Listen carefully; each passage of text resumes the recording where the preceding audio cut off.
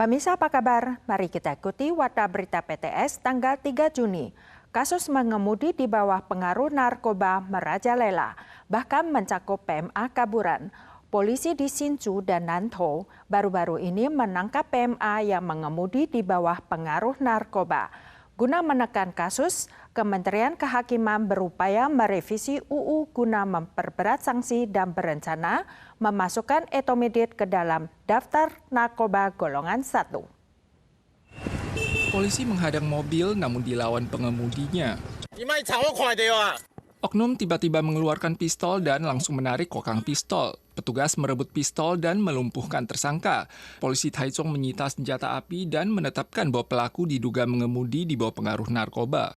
Akhir bulan lalu, polisi Hsinchu menghentikan seorang pengendara motor mencurigakan yang akhirnya terungkap sebagai PMA ilegal. 5 bungkus amfetamin ditemukan di dalam motornya. Tes air liur untuk menentukan kadar narkoba dalam tubuh juga menunjukkan hasil positif. Saat melakukan razia di malam yang sama, polisi Nantou juga menghentikan sebuah mobil yang dikemudikan oleh seorang PMI kaburan. Petugas menemukan narkoba dan alat pengisap dalam kendaraan tersangka. Keduanya diserahkan ke kantor kejaksaan. Polisi meluncurkan razia anti-narkoba di seluruh Taiwan dan mengungkap 581 kasus hanya dalam 6 hari. Jumlah pelanggaran di kota New Taipei dalam 5 bulan pertama saja telah mencapai total 2.465 kasus atau naik 6 kali lipat dibandingkan periode yang sama tahun lalu. Setiap kementerian mengusulkan amandemen UU. Kementerian Kehakiman berencana merevisi KUHP untuk memperberat sanksi bagi pengemudi yang menggunakan narkoba. Kementerian Transportasi dan Komunikasi juga berencana menaikkan denda baik bagi pengemudi atau pengendara serta penumpang. 1个月之内，我们交通部就会把案子送出来。我相信年底之前必然会来实施。 Dikenal secara umum sebagai kartrid rokok zombie, etomidate sering digunakan dalam rokok elektrik. Khawatir akan potensi penyalahgunaannya di kalangan remaja, Kementerian Pendidikan sedang mempertimbangkan penerapan tes air liur sebagai indikator resiko dini di lingkungan sekolah. Paling cepat diterapkan pada September mendatang. Banyak almarhum berharap mewariskan hartanya kepada orang yang ditunjuk. Namun, walau ada surat warisan, seringkali masih menimbulkan perselisihan antar anggota keluarga. Kemarin, Kementerian Kehakiman mengumumkan amandemen UU Hukum Perdata, berencana menghapus warisan khusus bagi saudara kandung. Kedepannya, warisan seseorang tidak harus dibagikan antar sesama saudara kandung.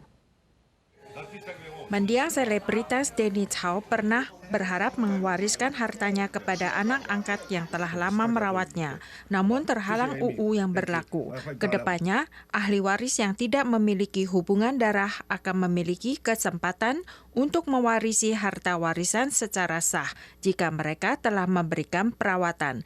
Kementerian Kehakiman menghapus bagian warisan khusus yang diperuntukkan bagi saudara kandung. Selain itu, jika saudara kandung mengalami kesulitan finansial karena kematian almarhum, mereka dapat mengajukan permohonan warisan secara diskresioner dari pengadilan. Ada hampir sebanyak 620.000 pasangan asing di Taiwan.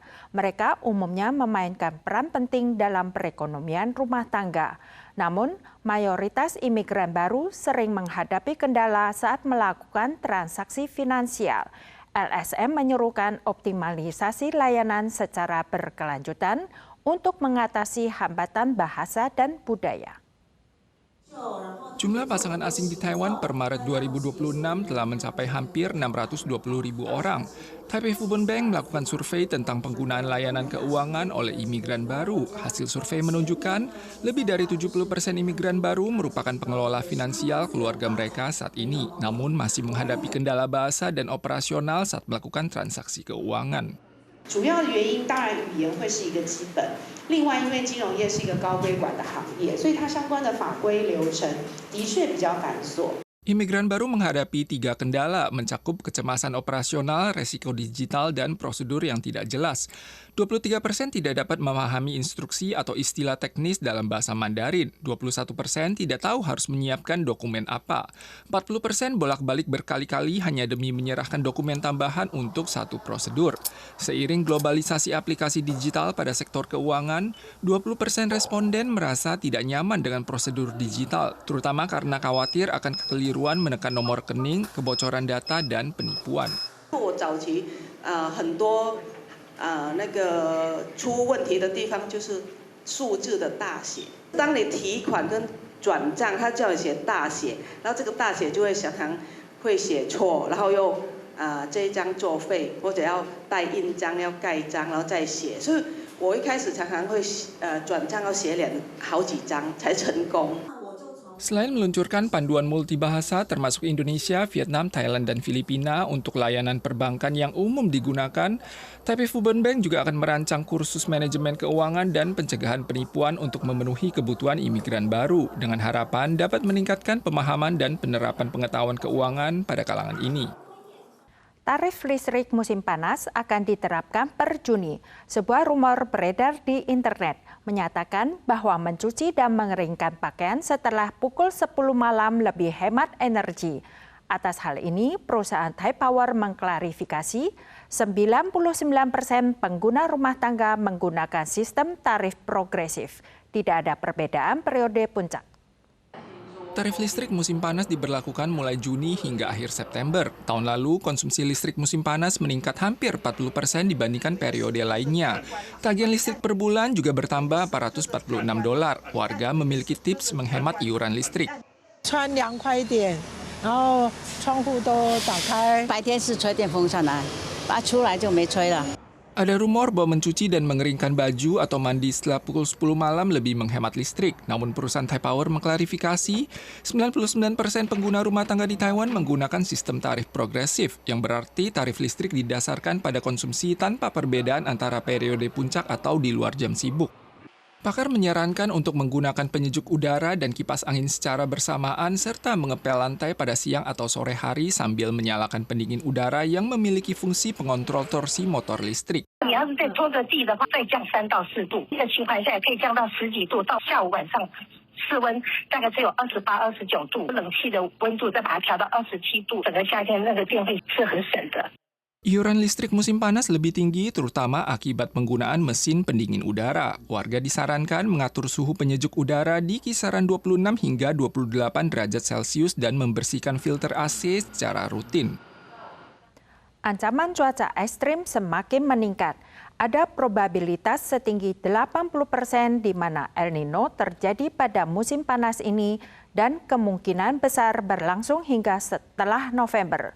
Seiring dengan terus meningkatnya suhu global dan risiko gelombang panas, hujan lebat dan banjir juga akan meningkat di berbagai wilayah.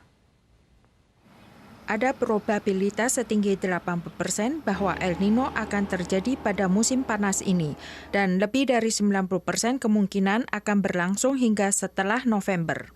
Ada kemungkinan 67% El Nino akan berkembang menjadi skala kuat dalam 2 tahun ke depan. Pakar juga memprediksi suhu global berpeluang mencapai rekor tertinggi baru tahun depan. Fenomena El Nino diperkirakan akan meningkatkan suhu dan gelombang panas di Taiwan pada musim panas ini. Di samping itu, taifun terbentuk cenderung ke arah timur dan memerlukan waktu lebih lama di atas lautan dan berpeluang menjadi taifun skala besar. Selain itu, front awan dan taifun berisiko membawa hujan lebat ekstrim dan banjir. Para pemirsa sekalian, sekian wadah berita dari PTS. Kita soal lagi di lain kesempatan. Sampai jumpa.